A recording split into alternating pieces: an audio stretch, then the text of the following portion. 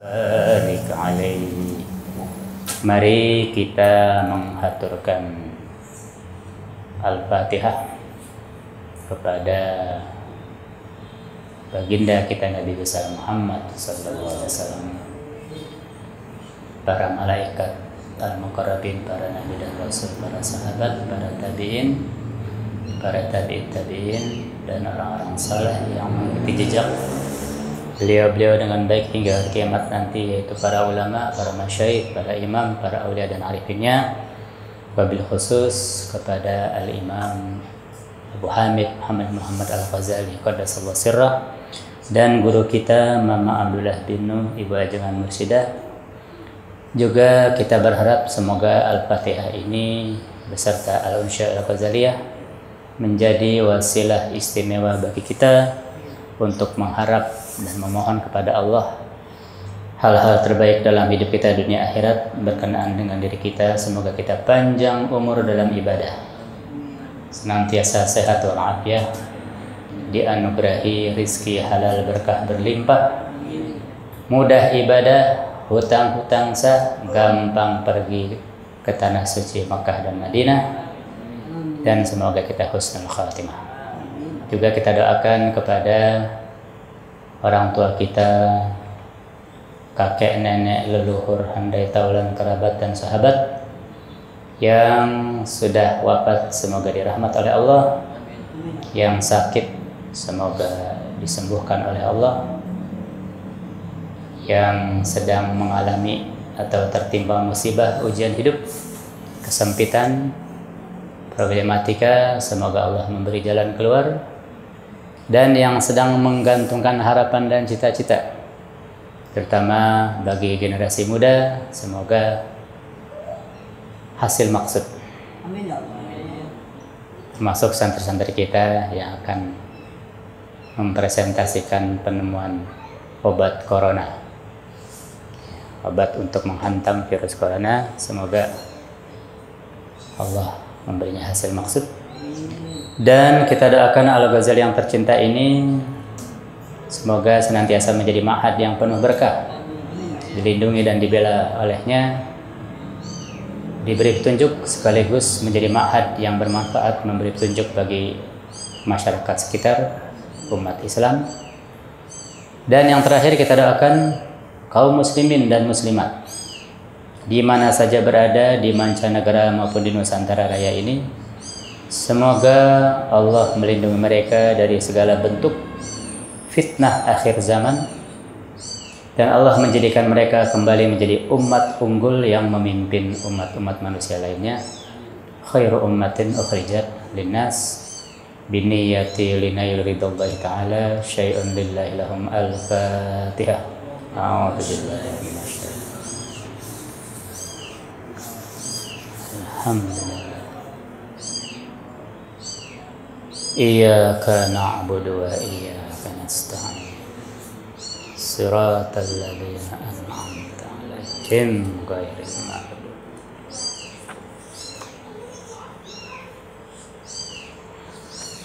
A'udzu billahi minasy syaithanir rajim. Bismillahirrahmanirrahim. Alhamdulillahi rabbil alamin. Wassalatu wassalamu ala khatamil anbiya wal mursalin sayyidil kaunaini wa syarifil thaqalain habibna wa maulana wa syafi'ina Muhammadin wa ala alihi wa ashabihi wa ali baitihi wa dhurriyyati ajma'in. Allahumma hafadhna wa asimna minadh dhunubi kabairiha wa saghiriha, la siyama asyirku bika wa uququl walidaini wal kadhibu wal kibru wal ajubu wal khiyanatu wa khulful wa'di wa adamul wafa'i bil ahdi wal ghibatu wa zulmun nasi wa nisyanu annal ilma wad dina lil amali bihi la lil jadali wal mirai bi rahmatika ya arhamar rahimin. Rabbi shrah li sadri wa yassir li amri wa hlul 'uqdatam min lisani yafqahu qawli. Rabbi zidni ilma warzuqni fahma Subhanaka la ilma lana illa ma 'allamtana innaka antal alim. Amin Allahumma amin. La ta'ifiyah fil Islam raghma min wujudil madzahib. Ammal madhabul malikiyyu fahuwa mansubun ilal imami Malik ibn Anasin imami dari hijrati wulida sanata salas wa tis'una hijriyah wa tuwfiya sanata tis'un wa sab'ina wa mi'ata hijriyah rahala ilaihi ar-rasyidu wa u'jiba bi kitabihil muwatta'i. Sekarang kita membahas madhab Maliki yang pendirinya adalah Imam Malik bin Anas yang dikenal dengan Imam Darul Hijrah atau Madinah. Kemarin saya sudah bercerita panjang lebar tentang asal-usul nama Madinah. Ya. Dikarenakan Rasulullah hijrah ke sana, dahulu namanya Yathrib. Nah, Imam Malik ini lahir di abad ke-1, wafat di abad ke-2. Usia beliau hampir 101 abad ya, yaitu 86 tahun secara hijri. Biasanya kalau Masehi 84 ya, 2 tahun lebih awal. Diceritakan bahwa Khalifah Ar-Rasyid Harun Ar-Rasyid dinasti Abbasiyah itu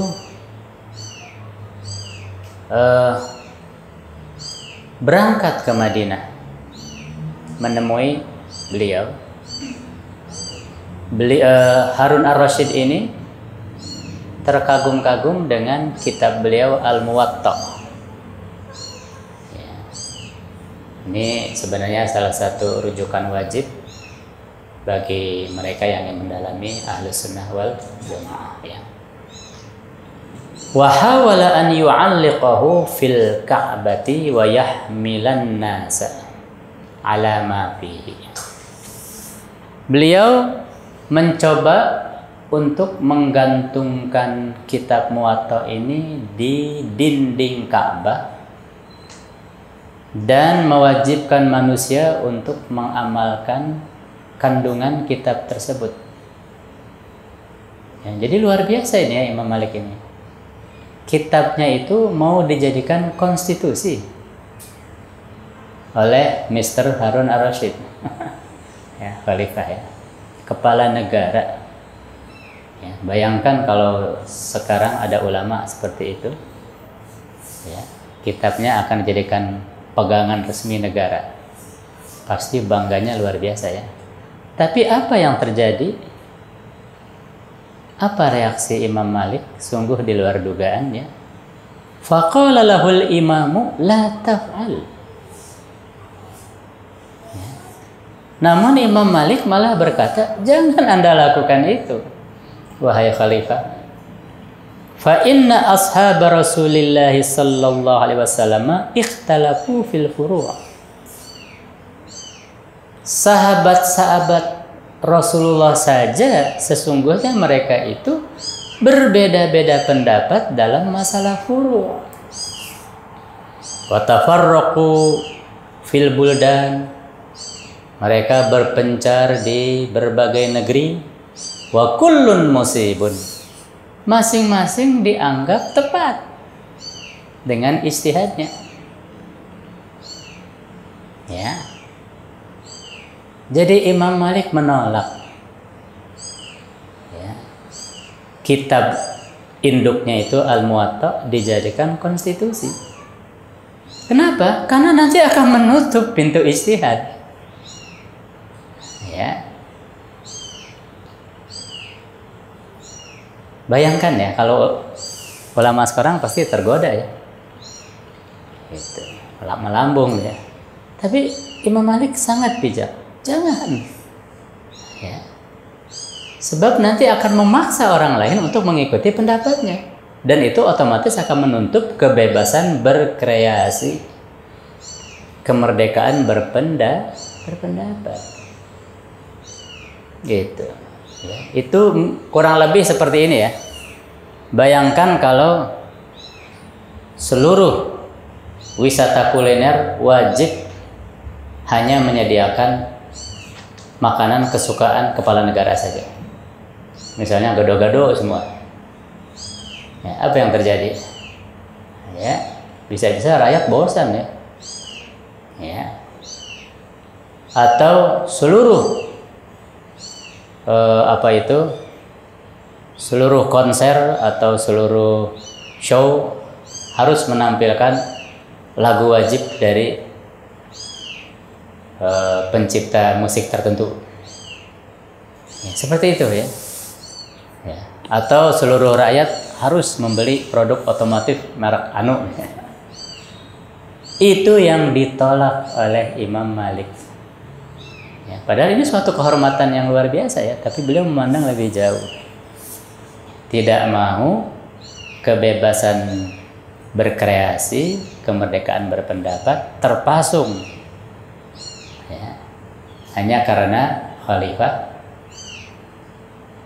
memaksakan madhab beliau untuk dijadikan madhab resmi di negara itu, ya, di kekhalifahan Harun ar-Rasyid, ya, yang dinastinya adalah dinasti Abbasiyah, ya. Ada 4 dinasti penting ya dalam sejarah Islam ini, yaitu Umayyah,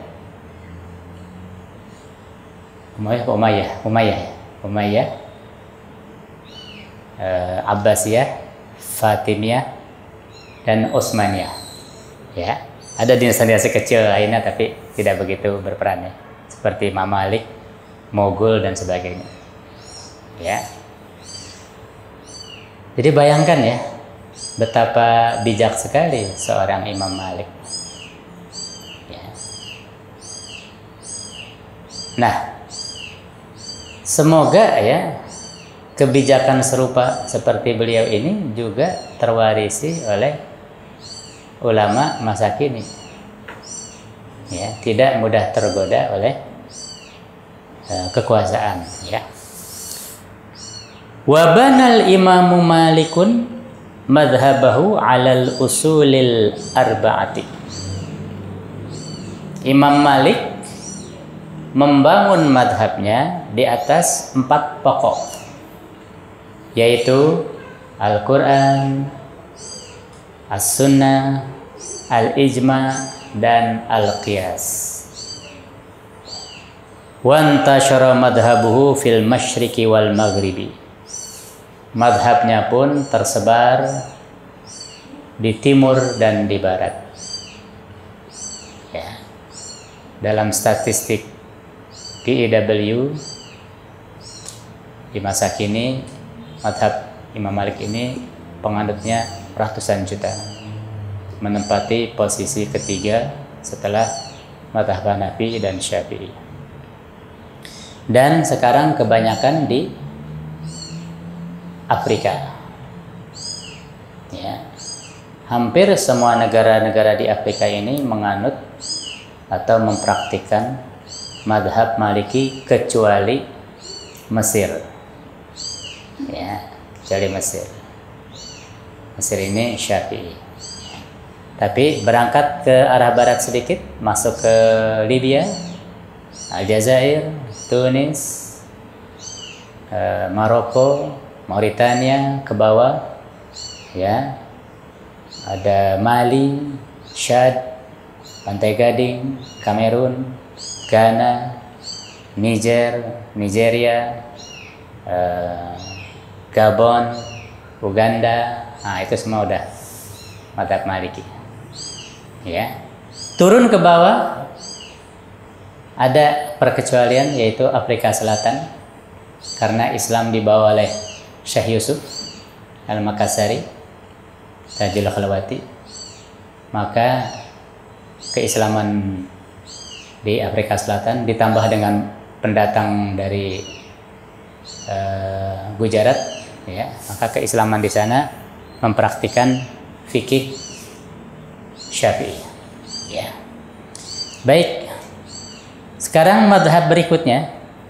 Ammal madhabus Syafi'i fa imamuhu huwa Abu Abdillah Muhammad bin Idris Asy-Syafi'i Al-Qurashi qaddasallahu sirrah. Adapun madhab Syafi'i, imamnya adalah Abu Abdillah Muhammad bin Idris Asy-Syafi'i Al-Qurashi. Ya. Jadi nama asli beliau adalah Muhammad bin Idris. Abu Abdillah adalah nama panggilan berdasarkan nama anak atau kunyah. Ya. Sementara Asy-Syafi'i adalah nisbah kepada kakeknya, ya, dan Al-Qurashi nisbah kepada leluhurnya yang berasal dari kabilah Quraisy. Ya. Jadi beliau ini ada kerabat dengan keluarga Rasulullah, Bani Hashim. Ya. Nah, ini Imam Syafi'i. Ya.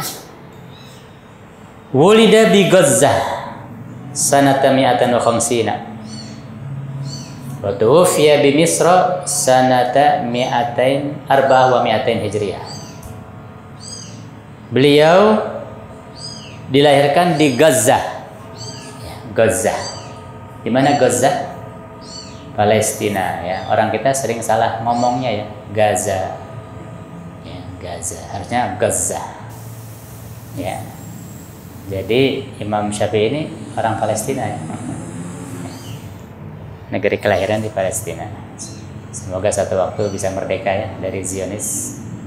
Gaza, dan wafat di Mesir. Ya, usia beliau 54 tahun saja. Ya.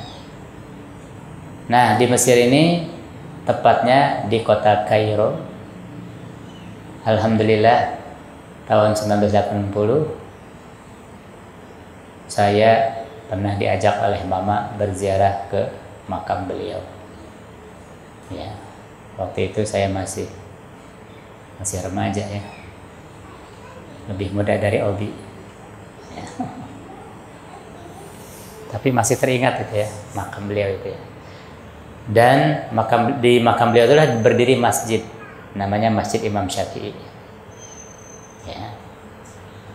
Di Bukit Duri, di Kampung Bale Matraman, ya, juga ada pesantren Asy-Syafi'iyah yang didirikan oleh teman mama, yaitu Kiai Haji Abdullah Syafi'i. Masjid itu dibentuk arsitekturnya sedemikian rupa meniru Masjid Imam Syafi'i di Kairo, ya.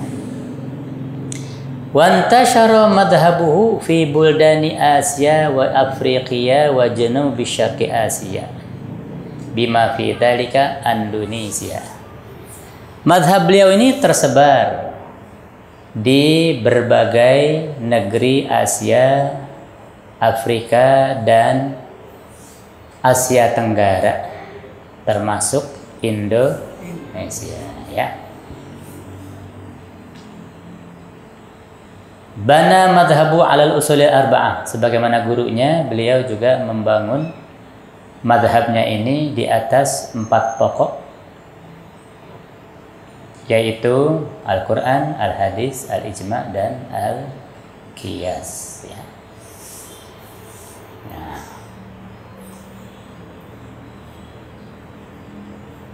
di Indonesia ini, subhanallah, keberadaan madhab Syafi'i ini kemungkinan sudah lebih dari 1000 tahun.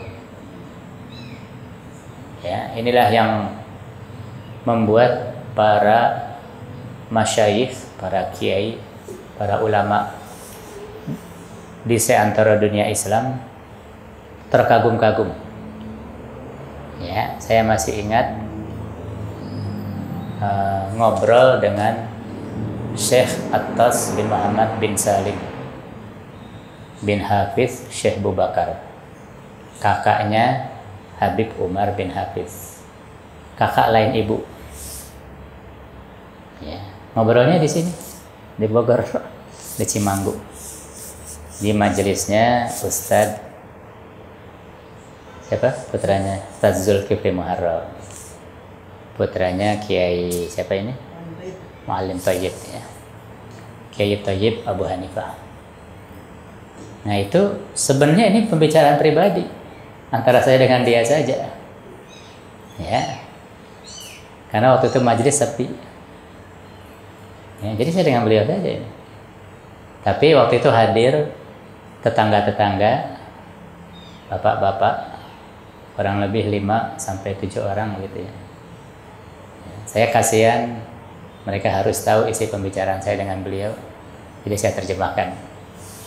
Ya, itu pembicaraan yang saya nilai sangat fenomenal sekali dan saya kenang sekali. Yaitu kata beliau adalah kami kagum dengan Indonesia karena sudah lebih dari 800 tahun. Dalam hati saya koreksi, 1000 tahun saya. Ya. Tetap ada dalam kesunniannya, tetap ada dalam Ahlus Sunnah wal Jamaah, bahkan satu madhab, Syafi'i. Ya. Dalam hati, oh benar juga ya. Hal ini membuat mereka kagum. Karena kalau kita bandingkan dengan Mesir misalnya, Mesir itu madhabnya berganti-ganti dalam sejarahnya. Ya, Salahuddin Al-Ayyubi itu Syafi'i. Ya, tapi datang dinasti Utsmaniyah Hanafi. Bahkan pernah Mesir ini di zaman dinasti Fatimiyah ya, diterapkan di sana madhab Syiah Ja'fari. Dan asal tahu saja Al-Azhar Syarif, perguruan Al-Azhar yang merupakan salah satu universitas tertua di samping Qairawan di Tunis, Az-Zaitunah di Tunis dan Qairawan di Maroko. Itu Al-Azhar itu didirikan oleh ulama Syiah di zaman dinasti Fatimiyah. Ya. Walaupun sekarang kemudian dianggap sebagai benteng Ahlus Sunnah wal Jamaah. Ya, jadi kita sebenarnya harus berterima kasih ini sama ulama Syiah ya. Karena beliau-beliau ini mendirikan Universitas Al-Azhar yang kelak menjadi benteng kita. Begitu ya. Di Mesir saja berganti-ganti. Ya, antara mazhab Hanafi dan Syafi'i bahkan pernah diterapkan di sana bukan cuma berbeda mazhab, berbeda firqah yaitu Syiah. Ya, karena Syiah ini bukan cuma berbeda mazhab Ja'fari dan Zaidi, juga berbeda firqah yaitu Isna Asy'ari dan Imami. Ya, kalau kita Asy'ari dan Maturidi ya. Tidak masalah sih dalam hal ini ya. Tetapi di Indonesia kata beliau 800 tahun mapan dalam kesunnian kesyafi'iannya. Dalam hati saya koreksi 1000 tahun. Tapi saya tidak berani mendebat ya di hadapan seorang syekh. Ya. Nah, tapi ada kalimat lanjutan yang luar biasa ini.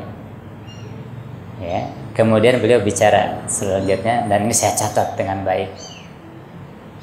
Tapi kemapanan seperti ini tentu ada pihak yang tidak suka. Nah, catat itu ya. Kemapanan Nusantara, kemapanan Indonesia dalam kesunnian kesyafi'iannya lebih dari 800 tahun, ada pihak yang tidak suka. Dan mereka pun mencoba menggoyang kemapanan ini. Saya langsung bisa nyambung. Itulah pihak yang ingin menguasai dunia lewat globalisasi di satu sisi dan transnasionalisasi Islam di sisi lain. Kita sudah bisa menebak siapa ya? Nah, ya. Ini akan menjadi batu sandungan bagi mereka, kemapanan seperti ini. Oleh karena itu mereka mencoba menggoyangnya. Masih ingat saya beliau menggunakan ungkapan yuza'zi'. Ya, mana yuza'zi Zain? menggoncang, ya, yuzazi. Nah, nyambung di situ saya. 200 tahunan yang lalu mulai di kita dimasuki paham-paham yang berbeda dengan paham yang sudah mapan lebih dari 800 tahun ini. Pas kan dengan sejarah lahirnya satu sekte yang disponsori oleh Zionis. Ya.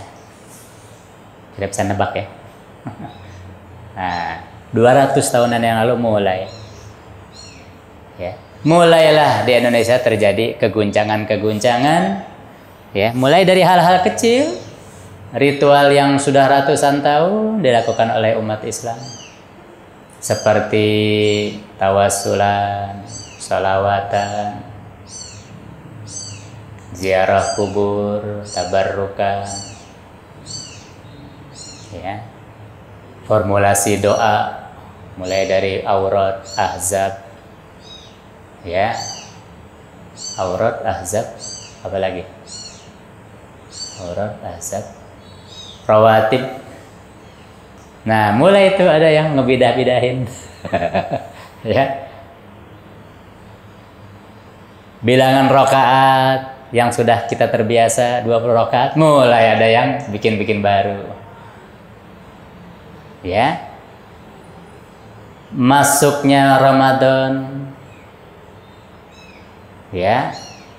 Satu Ramadan, lepasnya Ramadan, satu Syawal, yang dulu umat Islam terbiasa mendengar Tuan Kadi, ya, atau Kiai Agung, ya. Sekarang mulai ada yang bilang ini tanggal sekian, mulai berbeda pendapat, ya. Mulai digoyang kemapanan, ya. Kemudian akhirnya mulai perak masuk proksi ini, ya. Nah, jadi kita tahu di situ, ya. Ini luar biasa, ya. Mudah-mudahan Allah memanjangkan usia Syekh Atas dan adiknya Syekh Umar, Habib Umar, ya. Habib Atas dan Habib Umar. Sekarang kita beralih ke madhab Ahlus Sunnah Jamaah yang berikutnya, yang keempat, yaitu Al-Madhabul Hanbali. Fa imamuhu huwa Abu Abdillah Ahmad bin Muhammad ibn Hanbal ibn Hilal Asy-Syaibani. Ya. Ternyata kunyah beliau sama dengan sang guru Imam Syafi'i, yaitu Abu Abdillah. Tapi nama asli beliau berbeda, yaitu Ahmad bin Muhammad bin Hanbal bin Hilal. Ya. Ahmad bin Muhammad bin Hanbal bin Hilal Asy-Syaibani, ya, ini nama bangsanya Syaibani, ya, marga, ya. Jadi ternyata Hanbal itu kakeknya, ya, ya. Ahmad bin Muhammad bin Hanbal, ya, akhirnya beliau dikenal sebagai Imam Hanbali, ya. Wulida bi Baghdad sanata mi'atan arba'un wa sittina hijriyatan wa tuwfiya sanata mi'atain wa arba'ina hijriyatan ala sahih. Beliau lahir di Baghdad tahun 164, ya, dan wafat tahun menurut pendapat yang sahih 241. Lumayan panjang umur, ya, beliau ini, yaitu 77 tahun. Betul, ya? 77 tahun. Wa qad bana madhhabu ala arba'ati usulin murattabatin 'ala al-wajhil ati. Beliau membangun madhabnya di atas 4 pokok yang diurut dalam urutan berikut. Yang pertama, nas. Fa idza wujida fil masalati nassun minal kitabi aw sunnati sahihati afta bi maujibihi. Yaitu apabila di dalam satu masalah terdapat nas atau teks dari Al-Qur'an maupun hadis sahih, beliau berfatwa berdasarkan nas tersebut. Asani, yang kedua, ma afta bihi sahabatu, fatwa sahabat, ya, fatwa sahabat, bukan fatwa pujangga ya. As-salisu al-akhdhu bil mursali wal haditsid dha'ifi idza lam yakun fil babi syai'un yadfa'uhu. Yang ketiga, menggunakan hadis mursal bahkan hadis dhaif apabila di dalam bab yang sedang beliau bahas tidak ada satu dalil pun yang mendukung. Tuh ya, jadi Imam Ahmad itu menggunakan hadis dhaif kalau memang kehabisan dalil.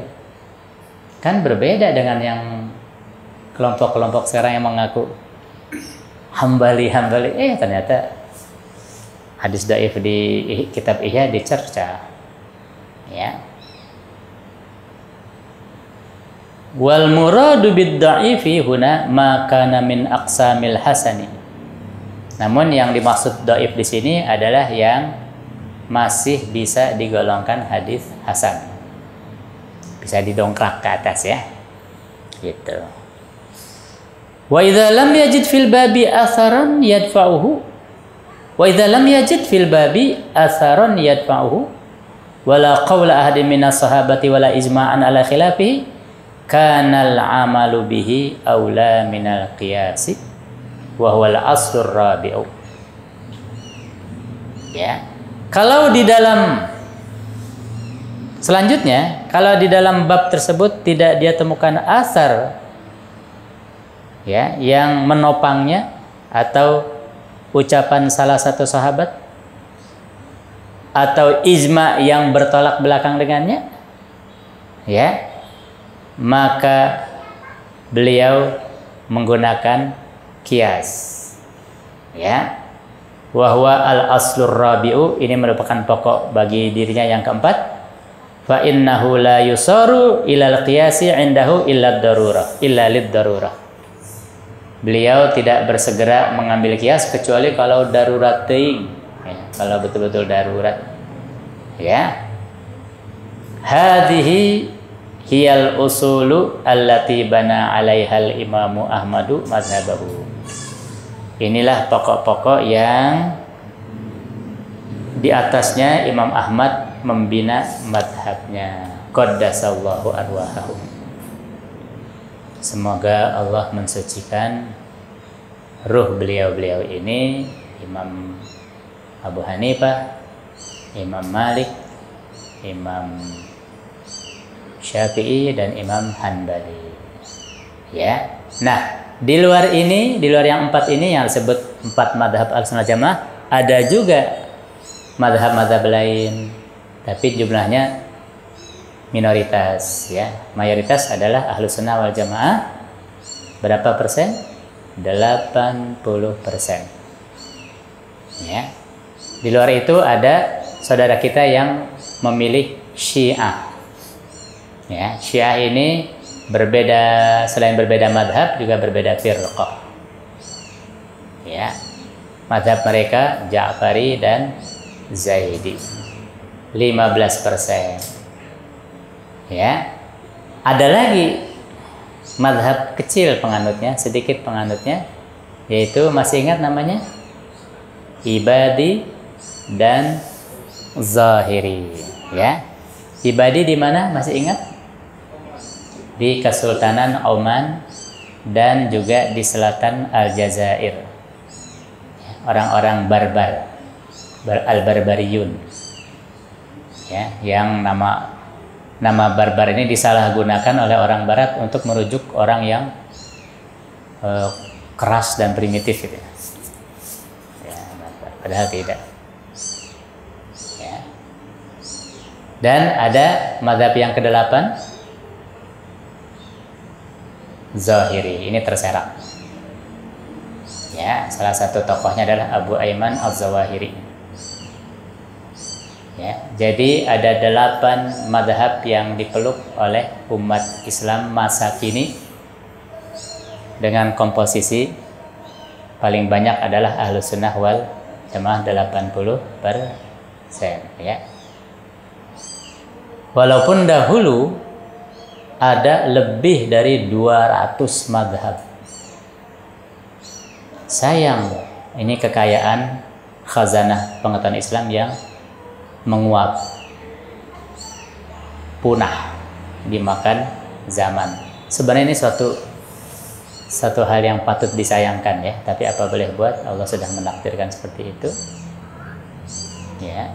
Tetapi itu tetap harus kita jaga ya. Ada di perpustakaan-perpustakaan ya, ada.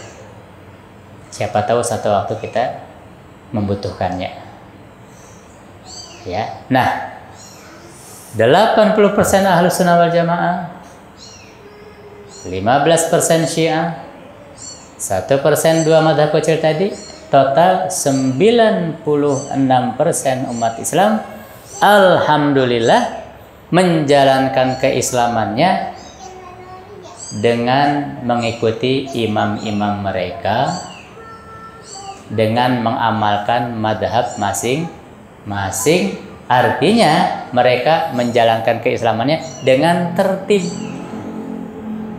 manhaji, metodologis. Kita harus menghormati satu sama lain dan bersyukur karenanya. Artinya ini merupakan perwujudan dari firman Allah Ta'ala di surat Al-Baqarah, wa kadzalika ja'alnakum ummatan wasata. Demikianlah kami menjadikan kalian sebagai umat yang wasati, yang moderat. Ya, guru kita Kiai Haji Ma'ruf Amin mengatakan bahwa moderatisme umat Islam ini, wasatiyahnya umat Islam ini adalah bermadhab.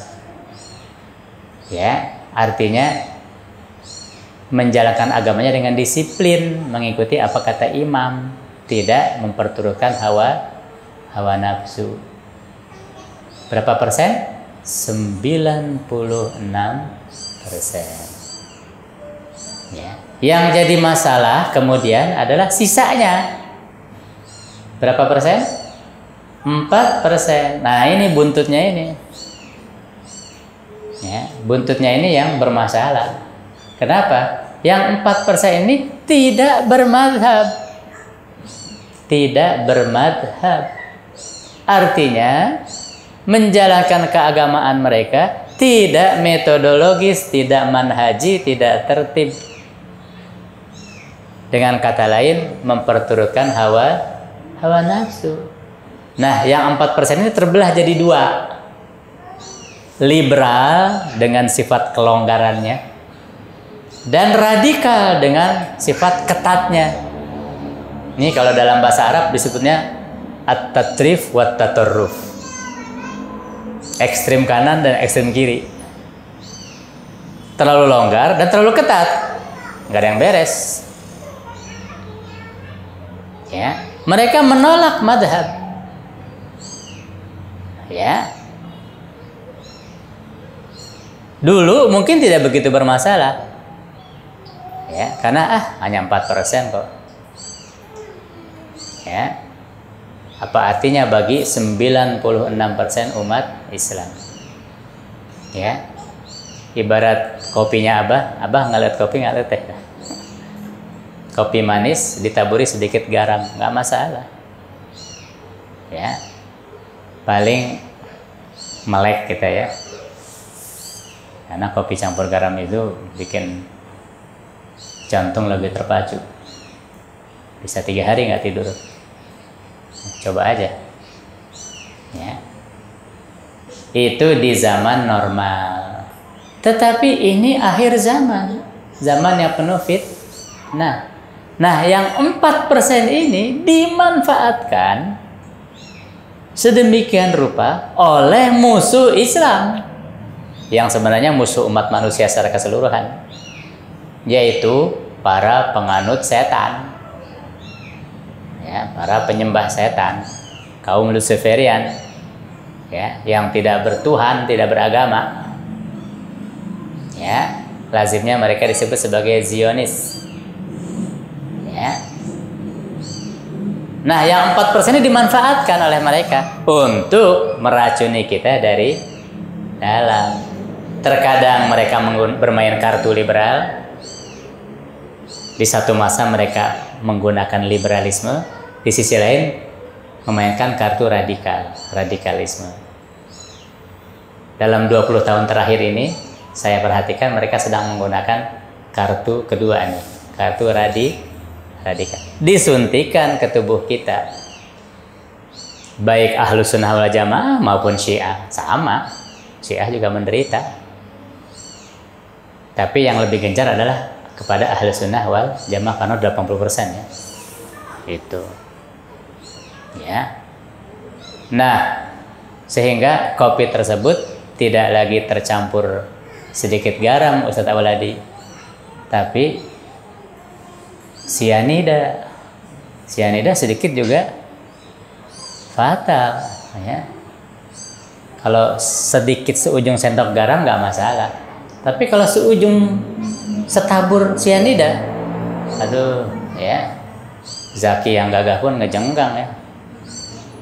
Itulah sekarang yang terjadi pada diri umat Islam. Wallahul musta'an. Mudah-mudahan Allah melindungi umat Islam.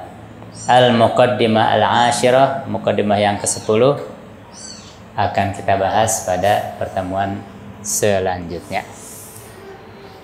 Wallahul muwaffiq ila aqwamit thoriq. Selanjutnya kita mengaji kitab induknya, yaitu Ana Muslimun Sunniyun Syafi'iyun. Ya. Bismillahirrahmanirrahim.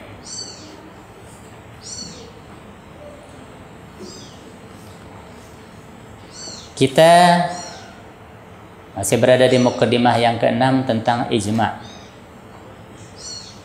Dan kita membahas beberapa ayat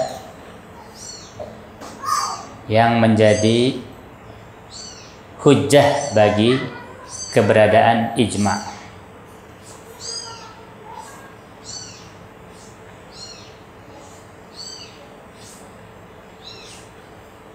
Ayat yang kedua kalau tidak salah ya.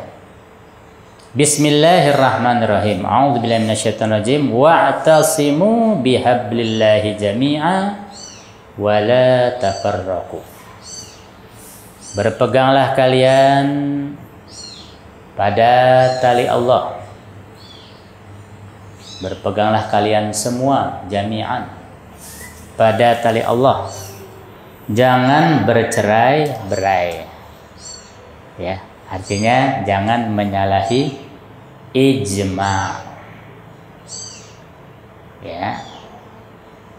Jangan terbawa nafsu yang sekarang menghinggapi segelintir orang modern, yaitu I want to be different from others.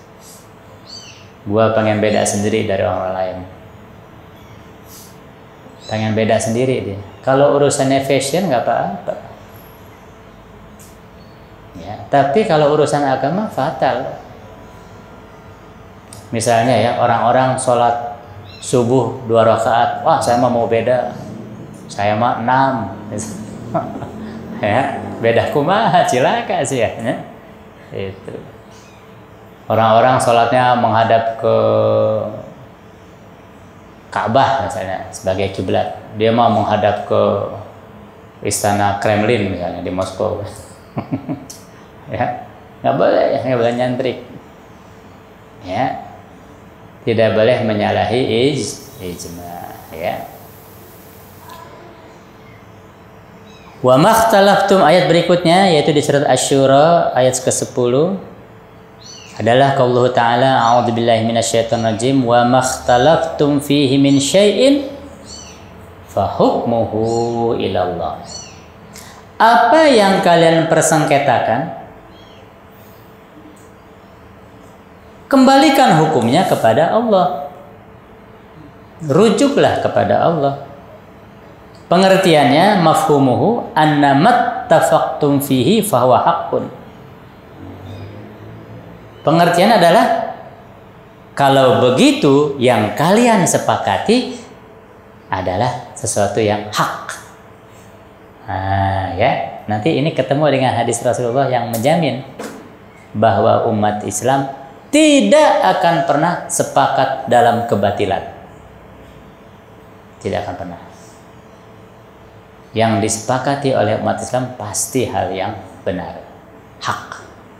Ya, itu jaminan dari Rasulullah Sallallahu Alaihi Wasallam. Ya, jadi sejauh apapun umat Islam berbeda-beda pendapat, tenang-tenang saja kita. Pasti berbeda pendapat dalam masalah furu.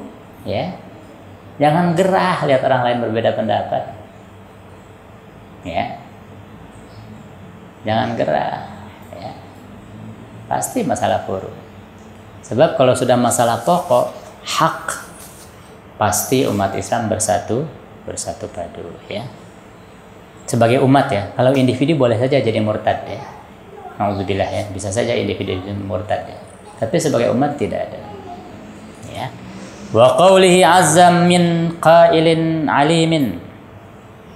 Dan selanjutnya ada firman Allah Ta'ala, Allah yang Maha Aziz, ya, dan ya Maha mengetahui dalam firman-Nya. Surat An-Nisa 59, di mana Allah Ta'ala berfirman, a'udzubillahi minasyaitonir rajim, fa in tanaza'tum fi syai'in farudduhu ilallahi war rasuli. Ya, intinya sama dengan ayat sebelumnya, tapi di sini ada tambahan ar-rasul. Apalah yang kalian persengketakan, kembalikan saja kepada Allah dan Rasulnya. Ya, yang kemudian di dalam istilah fikih ini disebut sebagai apa? Asy-syari', sang legislator. Ya, sang legislator adalah Allah dan Rasulullah. Ya, sallallahu alaihi wasallam. Pahamnya sama seperti yang tadi ya. Ini tafaqtum fahuwa haqqun. Kalau kalian wahai umat Islam sudah sepakat, itu berarti hak. Ya, jangan coba-coba kita melanggar itu. Ya. Tapi kalau berbeda-beda pendapat, asik malah. Berarti di hadapan kita banyak alternatif pilihan, ya. Begitu ya.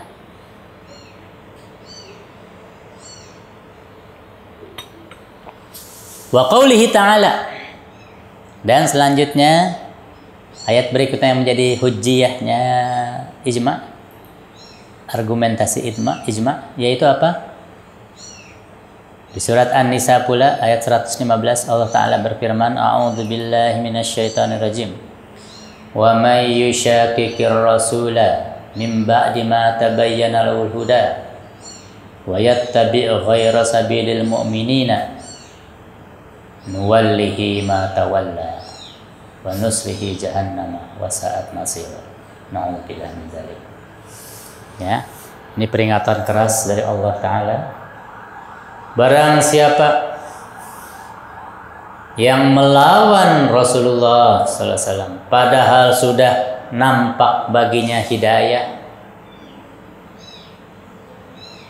dan kemudian mengikuti selain jalan orang-orang yang beriman, maka akan kami palingkan dia ke arah dia berpaling. Ya, jadi hati-hati, kita bisa, na'udzubillah ya, jangan kita deh. Seseorang bisa menjadi keras hatinya, sudah jelas ini jalan yang baik, jalan dari Rasul, tapi juga masih dia berpaling ke sana, oleh Allah dibikin kaku itu lehernya. Berpaling saja dia ke sana, ya, nggak bisa kembali lagi ke Islam, naudzubillah ya. Dan kami jerumuskan orang ini ke Jahannam, yang menjadi tempat terburuk, wasaat masiro. Ya, masiro ini bisa menjadi isim makan, ya, bisa menjadi masdar mimi ya, bisa tadi ya. Hah? Bisa isim makan, bisa masdar mimi. Ya, artinya seburuk-buruknya nasib. Nah, ya. Dari soyrurah ya. Soro yasiru. Ya, soyron atau soyrurah atau masir. Ya, tapi kalau endog asin, masir malah enak ya. Ini ada di surat An-Nisa ayat 115. Fa inna dzalika yujibu ittiba'a sabilil mu'minina. Hal ini membuat kita wajib mengikuti jalan orang-orang yang beriman. Ya. Wa hadza ma tamassaka bihil Imam Syafi'i, inilah yang dipegang teguh oleh imam kita Imam Asy-Syafi'i qaddasallahu sirra. Ya.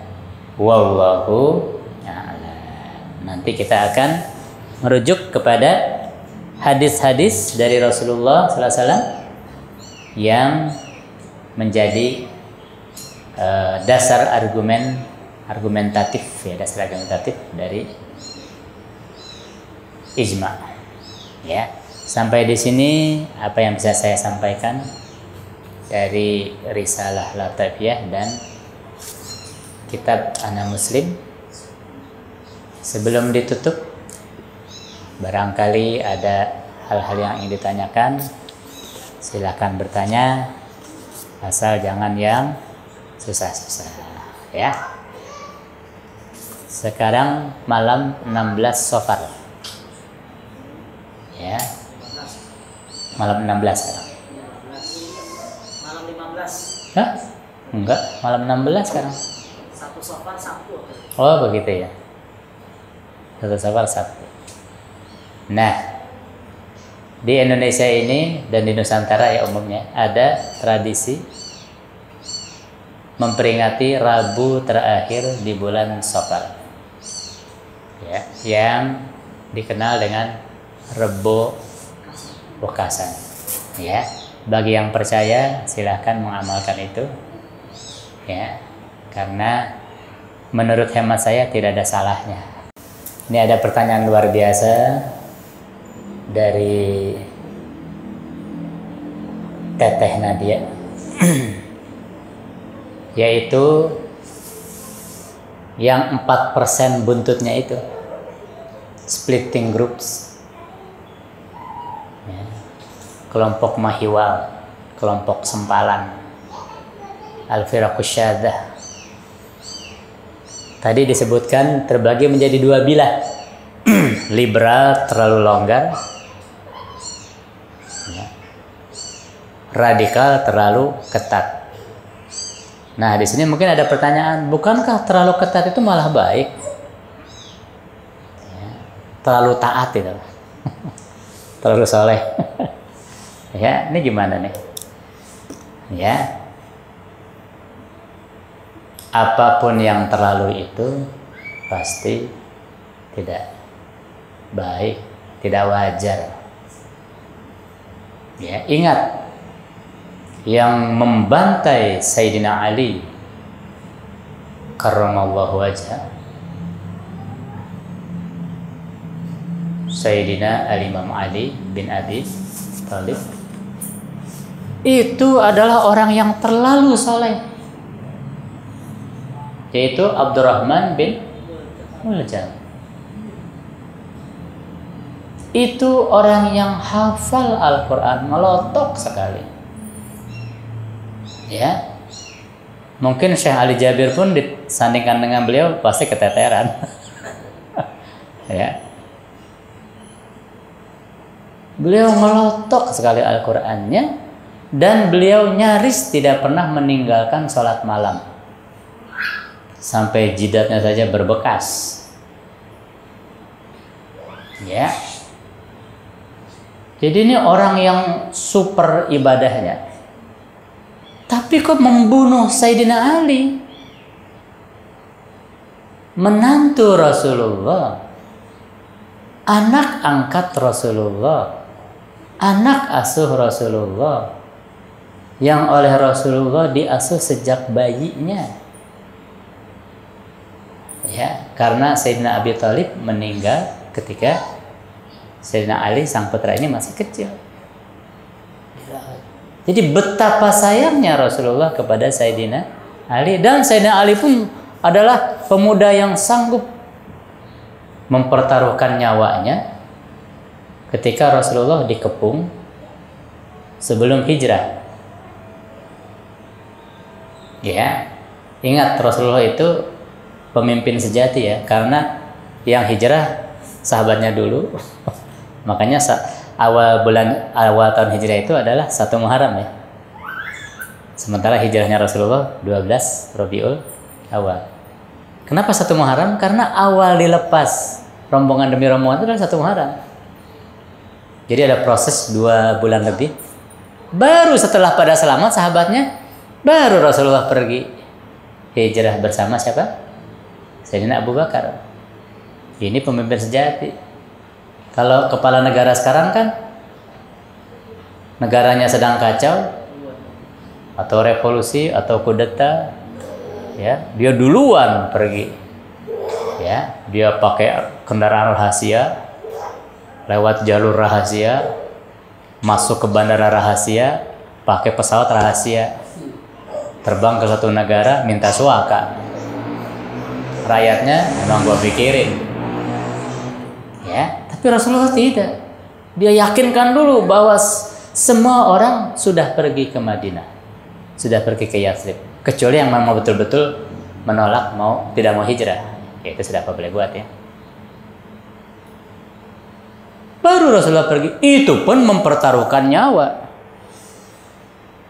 Dan Sayyidina Ali ini siap dibantai oleh 12 pemuda dari 12 suku. Kok 12 ya? Ini angka yang aneh nih 12 ya. Dan masing-masing menusukkan pedangnya ini ke tubuh Rasulullah yang sedang tidur. Jadi Bani Hashim akan kesulitan meminta tebusan darah karena ada 12 kabilah ya. Tapi apa yang terjadi? Sayyidina Ali yang ada di situ. Ya, jadi ini Sayyidina Ali sahabat luar biasa. Tetapi itu dibunuh oleh orang yang super taat, super ibadah, yaitu Abdurrahman bin Muljam. Ya, hati-hati. Ya, yang namanya terlalu itu kurang baik ya. Dari kami cukup memuaskan. Mungkin dari bapak-bapak ada pertanyaan? Kaum pria? Dari Syekh Alvin, Muhammad Alvin. Ya. Tidak ada? Kalau tidak ada, kita tutup sampai di sini. Semoga duduk kita di sini berkah. Ya, mudah-mudahan kita mendapat ilmu yang bermanfaat, ilmu yang tersimpan dengan baik di dada kita, teramalkan dengan baik lewat anggota tubuh kita, menghasilkan amal soleh, ilmu yang dengannya kita bisa membedakan mana yang hak dari yang batil, dan ilmu yang bermanfaat adalah ilmu yang menghantarkan kita kepada ma'rifat. Hadanallahu wa iyyakum ajma'in, wallahu muwaffiq ila aqwamit thariq, wa bihi al-hidayah wal irsyad wat taufiq. Wal aku minkum. Kita tutup dengan doa penutup majlis. Subhanakallah wa bihamdi, asyhadu an la ilaha illa anta, astaghfiruka wa atubu ilaik. Wassalamualaikum warahmatullahi wabarakatuh.